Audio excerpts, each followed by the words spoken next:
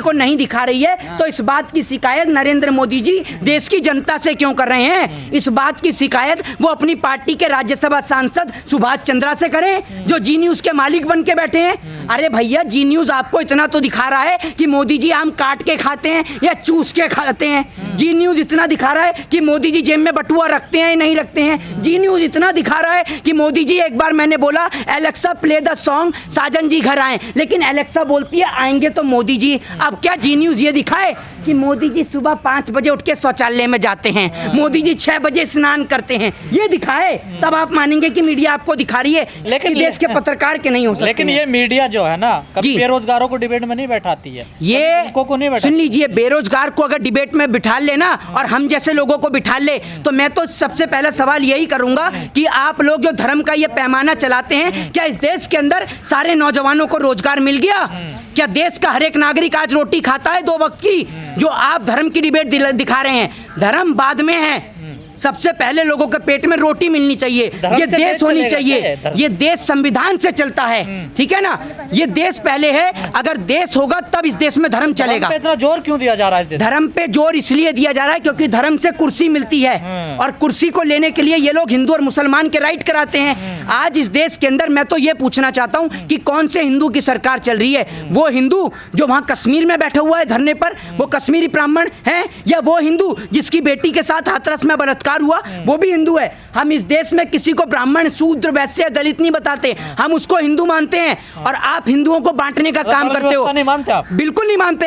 आज मैं आपको एक बात बता दूं, आज अगर इस देश से मुसलमान खत्म हो जाए तो उसके बाद टारगेट होगा इस देश का हिंदू। अमीर गरीब, छोटा बड़ा, ये हिंदू को भी चैन से नहीं जीने देंगे। हिंदू भी छोटा बड़ा होगा? बिल्कुल, सीधी सी बात है। कोई हिंदुओं में कौन बड़ी जात है, कौन छोटी जात है, फिर ये आपस में लड़ेंगे। ये भारतीय जनता पार्टी इस देश के लिए सबसे बड़ा खतरा है। संविधान लाओ, देश बचाओ। कहीं ना कोई और काम नहीं है, समाज के सरोकार का काम। ये समाज का सरोकार तो जब करेंगे, ये एक बात आप मुझे बताइए, आज कश्मीरी पंडित धरने पे बैठा है, इन हिंदू धर्म के ठेकेदारों ने डाली याचिका कि कश्मीरी पंडितों को नरेंद्र मोदी जी इंसाफ क्यों नहीं दे रहे हैं? इसलिए नहीं डालते याचिका क्योंकि नरेंद्र मोदी जी सरकार में बैठे हैं, ठीक है? जब एक बेटी के साथ बलात्कार हुआ, ये हिंदू धर्म के ठेकेदार पहुंचे, खुदाई के लिए बताइए, ये खुदाई के लिए तो डाल देते हैं, लेकिन जब इस देश के अंदर बेटी के साथ बलात्कार होता है, जब इस देश का ब्राह्मण वहां सड़क पे बैठता है, जब इस देश का दलित सड़क पे बैठता है, जब इस देश का हिंदू सड़क पे बैठता है, तब ये सारे लापता हो जाते हैं। कुलदीप सिंह सेंगर ने जब बलात्कार किया, तब ये कहां लापता थे? राम रहीम, चिन्मयानंद, नित्यानंद को लेकर कहां लापता थे? ये लोग कहां लापता हो जाते हैं? तो इनको ढूंढ के लाइए। ये देश के लिए, देश की अस्मिता के लिए सबसे बड़ा खतरा है। देखिए, यहाँ पे जो खोदने की राजनीति लगातार चल रही है, इस देश में अगर खुदाई जो हो रहा है उसमें मंदिर तो निकल रहा है। सवाल ये है कि कोई खुदाई ऐसी होगी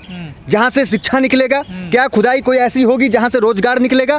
क्या खुदाई ऐसी होगी जहाँ पे जो गरीब भूखे हैं उसकी भूख मिट जाए? तो आम जनता को समझना पड़ेगा। कहीं ना कहीं ये जो गंदी राजनीति हो रही है, खुदाई की राजनीति, कोई कहीं पीआईएल डाल दे रहा है, कोई कहीं पीआईएल डाल दे रहा है, क्या मजाक बन के रखा है? इस वाली खुदाई से वोट मिलता है सरकार? तो जनता को वही समझना पड़ेगा ना। क्या जनता भूखमरी की कगार पे पहुंचकर श्रीलंका की कगार पे पहुंच जाएगी? तब जनता को समझ में आएगा। जनता को तो समझना चाहिए ना ये चीजें को, कि हम कहाँ जा रहे हैं, ये किस खुदाई के रास्ते कहाँ जा रहे हैं। पूरा देश खोद दोगे आप? देश पर धर्म हावी है देश पर। देखिए, धर्म जिस तरह कहते हैं ना कि शराब एक नशा है, तो हिंदुत्व का जो धतूरा है ना, गांव के लोग जो है वो समझ रहे होंगे कि हिंदुत्व का धतूरा भी एक नशा है, और जनता अभी नशे में है। तो ये हिंदुत्व का धतूरा सब लोग अभी खाए हुए हैं, पिए हुए हैं, और वो 10-20 साल और ये धतूरा जो है, जो नशा है जनता के बीच, वो और रहने वाला, कहीं जाने वाला नहीं है। देश में बहुत सारी जनता है, बहुत सारे युवा हैं, क्या सारे लोगों को नशा पिला दिया जाता है? बिल्कुल।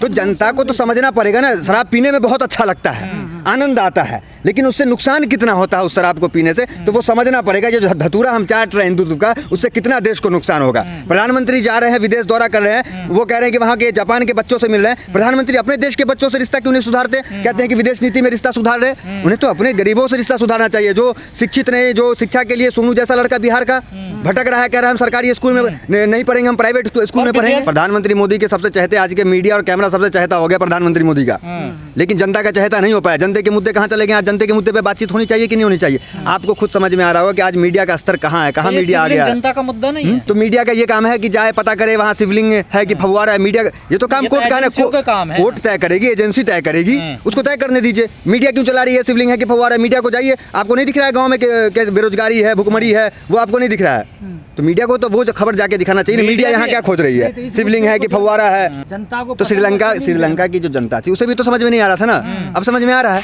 तो जनता को समझना भी पड़ेगा। हम नहीं कह रहे हैं किसी सरकार कौन अच्छा करे, लेकिन यहाँ पे सरकार को भी यहाँ अपने देश से रिश्ता मजबूत करना चाहिए, आपसे रिश्ता मजबूत करना चाहिए, युवाओं से, बुजुर्गों से, सबसे रिश्ता को मजबूत करना चाहिए। जाकर बाइडेन से रिश्ता मजबूत करने से थोड़ी कुछ हो जाएगा।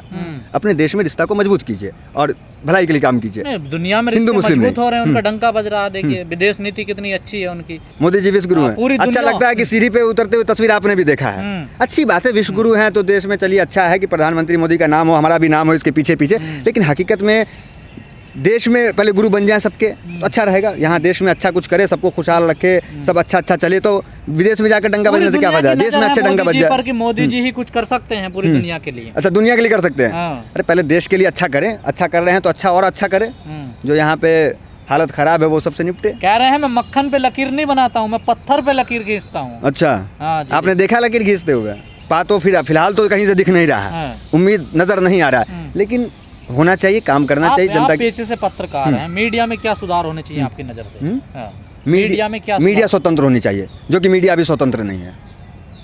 मीडिया बिल्कुल स्वतंत्र नहीं है। एकदम जमीनी मुद्दे को मीडिया एकदम नहीं दिखा रही है। हाँ। चंद जो यूट्यूब चैनल से वगैरह बचे हुए हैं उनके इस पे भी सारी ताला लगने मीडिया वाला है। एक तरह की होगी या कुछ मीडिया हुई यहाँ से? सारी मीडिया जो नेशनल मीडिया है, जिसे लोग गोदी मीडिया कहते हैं, हम भी कहते हैं, तो वो मीडिया की हालत बहुत स्तर खराब है, बहुत स्तर खराब है। वो बस उधर दिखा रही हैं, वहाँ गोदी मीडिया वाला काम कर रहे हैं। जो नेशनल मीडिया है वो पूरा उधर है, और जो सोशल मीडिया जो हकीकत ज़मीनी दिखा रहे हैं उनकी जो हालत वो भी अब ख़राब होने वाली है, वो भी अब बंद होने की कगार पे आ गया। हमको और आपको सबको डर लग रहा है कि इसका भविष्य क्या है, कुछ पता नहीं। देश में जो जातिवाद का जहर और धर्म का जहर जो फैल रहा है, क्या वो मीडिया में भी मिक्स हो चुका है क्या?